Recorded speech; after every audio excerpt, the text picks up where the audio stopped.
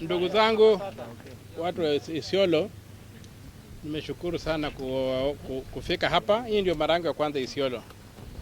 Na nilipokuwa nakuja ni area ambayo unaangalia na unafurahia tu, hii milima nini iko sawa. Lakini ukiingia ndani ni kama mtu mwenye amenona kwa ajili ya minyoo kwa tumbo. So kuna shida nyingi hapa. Na mimi langu ni kwamba sheria ndio msema yote. Na huyu gavana mbele ya sheria ni kama mende mbele ya trailer. Hana sauti mbele ya sheria. Asipotii sheria hana nguvu, akitii sheria ana nguvu. So sisi tutatumia sheria. Na mambo ambayo tumeona hapa, hiyo miradi kidogo tumeona ni karibu shilingi bilioni 3 zimeharibiwa. Na hiyo kwa nchi kama hii ambayo watu wanahangaika na maisha yamekuwa magumu, na hizo pesa mkisikia tunasema Eurobond, mnalipa maloni ya Eurobond, ndio hii pesa inaharibiwa hapa hii.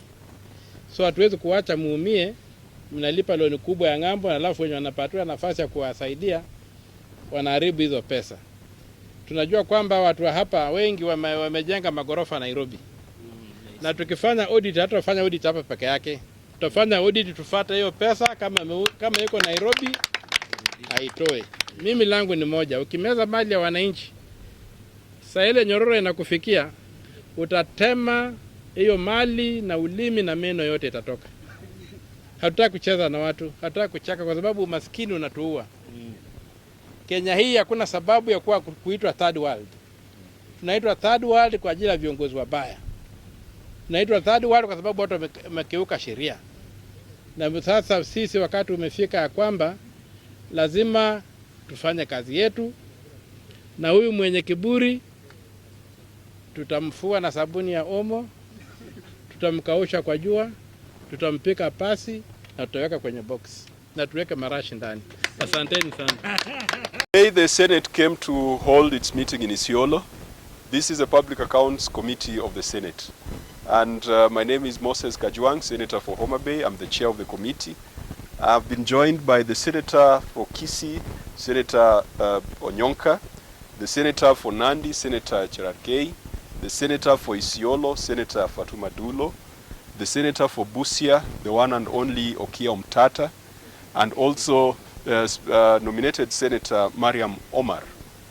We came here to establish what devolution has done in changing the lives of the people of Isiolo. Having a conversation with the governor of Isiolo to find out how his interventions in critical sectors like health, trade, water, and early childhood education have improved the lot of women in Isiolo. In advance, informing the governor of our coming to Isiolo. Unfortunately, when we arrived in Isiolo, the governor was a no-show. We have not received any explanation as to his whereabouts. The Senate has taken serious reservations about the absence of the governor. The Senate, sitting in the County Assembly chamber, made a number of resolutions. The first resolution was a reprimand to the governor and the entire county executive for failing to respond to the issues raised by the Auditor General and for failing to appear before the Senate committee. Number 2, the Senate, invoking its powers drawn from Article 125 of the Constitution and the Parliamentary Powers and Privileges Act, has imposed a fine of 500,000 shillings on the governor for Isiolo for failing to appear before the Senate, having been invited as a witness. And that money must be paid from his personal account and not from the revenue fund of Isiolo County. Number 3, the Senate has also invoked its powers to summon or to compel the appearance of the governor before the Senate by means of summons. The date, place for the summons will be communicated in due course, but we will also be instructing the Inspector General of Police to make sure that the governor appears before the Senate, failure to which he will have to be arrested and forcefully presented before the Senate. Now, all this was not necessary because we did not come on a witch hunt. And we did not come to do local politics.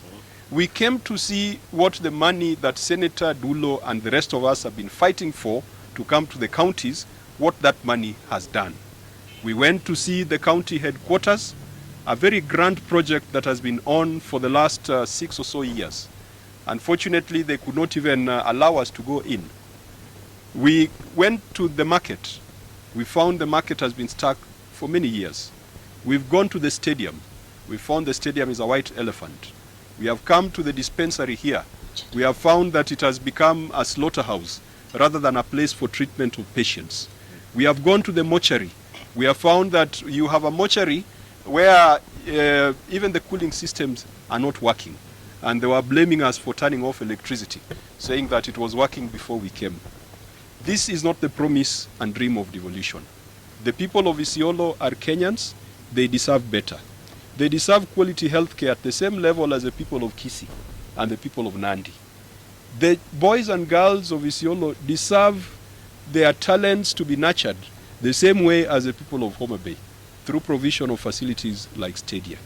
The women of Isiolo do not need to walk long distances to go to hospital. If we have built this, let us finish it, let us stock it, let us have human resource in it so that our women and youth can get treatment. Senator Cherargei will say it, but he said something that I found very interesting, that in Isiolo, maisha ni ngumu kama uko hai, na hata kama umekufa unapelekwa kwa ile mochari, maisha bado ni ngumu. It should not be that way. So we are going back to Nairobi very disappointed at the state of affairs, but to the people of Isiolo, the Senate will not leave you alone. The Senate will be on your side.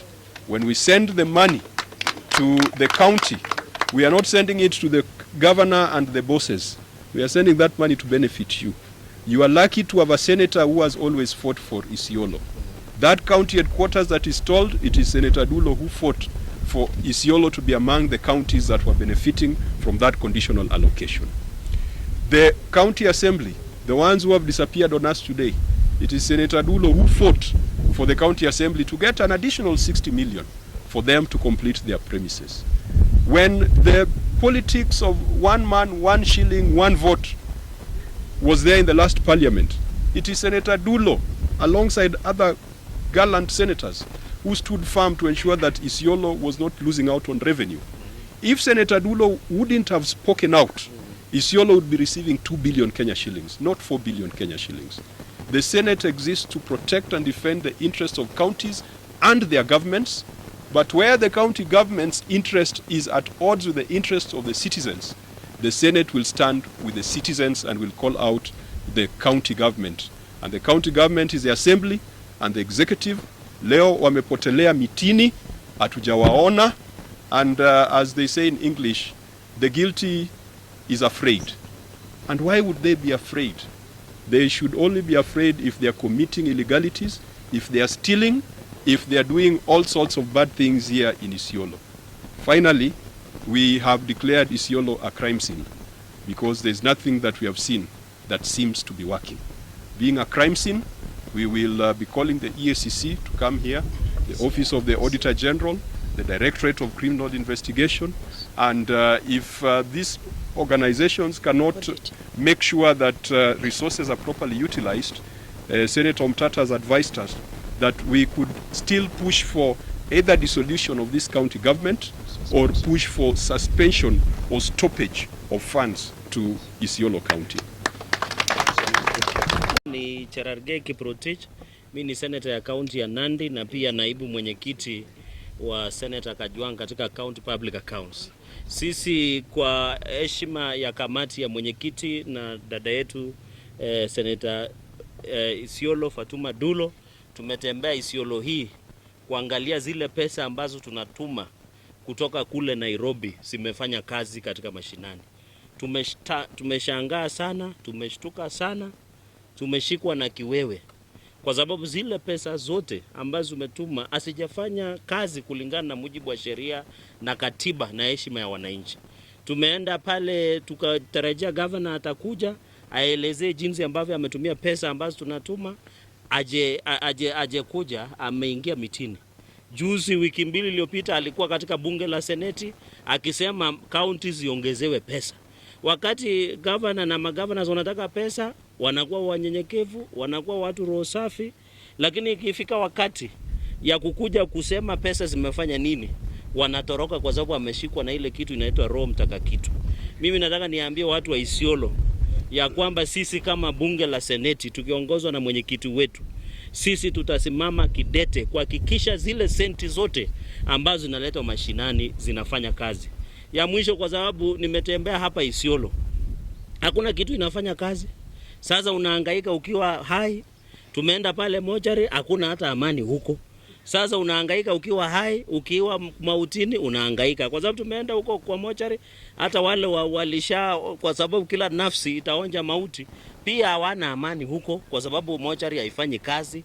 Sasa tunashangaa hii ni kaunti gani? Na nataka niungane na ndugu amesema ya kwamba ikiwa na chairman amesema ikiwa governor hata kuja kuelezea, sisi kama bunge la seneti tuko na power ya kwanza kudemand suspension ya county government na county executive ya hapa Isiolo county government, ama tusimamishe zile hela, kwa sababu kama hizo hela zinakuja inaingia kwa mfuko ya mtu na wananchi wa Isiolo hawana kazi, hawana dawa, hawana basari, hawana barabara, hawana maji, then ni kinaya sana. Itakuwa na maana kama sisi bunge la seneti tusukume pesa mashinani.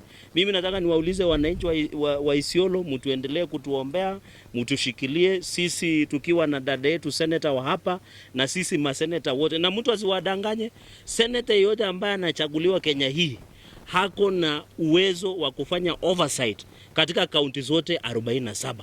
So haimaanishi wakati Senator Dulo anapoongea ni seneti mzima imeongea. Na mimi kutoka Nandi anaweza ongea oversight ya Nandi, ndugu yangu chairman anaweza ongea mambo ya Homa Bay, mambo ya Garissa na yale mengine. Kitu ambacho tunataka tuulize magavana tukiwa hapa, sisi tunawauliza, mkitaka pesa nyinyi ni wanyenyekevu, mnakuja vizuri, lakini ikifika kuja kuambia mmefanyia nini raia, mnatoroka kama ule governor hapa. Sisi hatutarudi nyuma na lazima akuje. Na mmesikia mwenyekiti amesema asipokuja tutamwambia Inspector General of Police aweke Land Rover ya police. Unajua mimi mara mingi huwa nawekwa Land Rover ya police, aletwe mara moja mbele ya kamati, alafu tushughulikiwe. Asanteni sana, Mungu awabariki. Ningependa kutoa shukrani sana kwa kufika hapa. Kwanza ningependa kutoa shukrani kwa dada yetu ambaye nimeama tunamheshimu sana, Madam Dulo. Thank you. I see you so differently now. Huyu mama alikuwa akipigania watu wa Isiolo. Mheshimiwa Guyo namjua. Ningependa kumtumia barua pepe. Governor, have mercy on your people. This cannot be your best. I know you are a Nairobi guy. I know you've gotten this job. Look at how beautiful this place is. Yes. But it's destitute. Yes. We come to oversight you, you run away. You go with your MCAs. You are saying the Senate doesn't have any powers to come and oversight you. If you are not careful, you are going home in the next 6 months. Watch what we are saying. Assembly mumewachagua, hawa ndio wanafaa kufanya oversight ile ambayo inaitwa primary. Nimewaelezea mara nyingi. Lakini utaona assembly badala ya kufanya oversight, kazi yao ni kwenda Dubai trip. The whole assembly inafungwa. Wako Mombasa sasa. Na hiyo pesa ni yenu, mochari haifanyi kazi, hospitali haina madawa. Juzi wameenda wote Mombasa. Hiyo ni pesa yenu. Na nyinyi mko na shida chungu nzima. Hii ni dispensary ambayo imekuwa hapa muda mrefu. Hiyo pesa wameenda naye Dubai ingebadilisha hapa. Ndio mupate matibabu. Kwa sababu najua wamama wa Mwangaza usiku wakijifungua huwa wanapata tatizo ya kwenda mpaka general. Tumekubaliana? Na kama hapa itatengezwa wangeweza kujisaidia.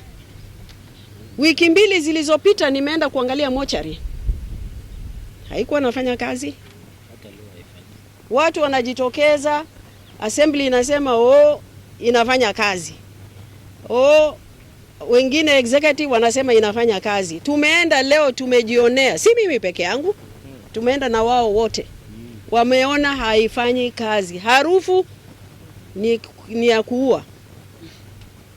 Vile ambavyo hawa senators wamesema, sisi wa Afrika huwa tunakuwa na heshima na yule ambaye amefariki.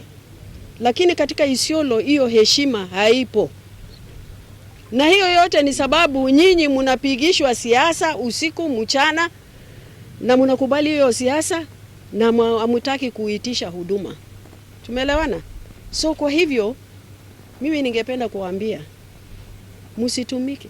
Vijana kwanza, mkijua budget yenu ya youths ya sports zinatolewa, kwa hiyo budget inapelekwa emergency fund. Wamama pesa zao za biashara inatolewa katika budget inapelekwa emergency fund. PWDs budget yao inatolewa supplementary inapelekwa emergency fund. Na hiyo emergency fund sidhani kama ni emergency fund, inaenda kwa mfuko ya watu fulani. Lakini nyinyi mkielezwa hamtakubali. So kwa hivyo badili nyinyi mjipiganie, museme haki yetu ya bajeti yetu iko wapi. Mnaambiwa Fatuma anapiga sijui governor, anakataza yeye kufanya kazi, sijui anafanya nini. Mimi ninalipa mshahara. Na watoto wangu wako na hospitali cover ya parliament. Nani anaumia hapa? Ni nyinyi.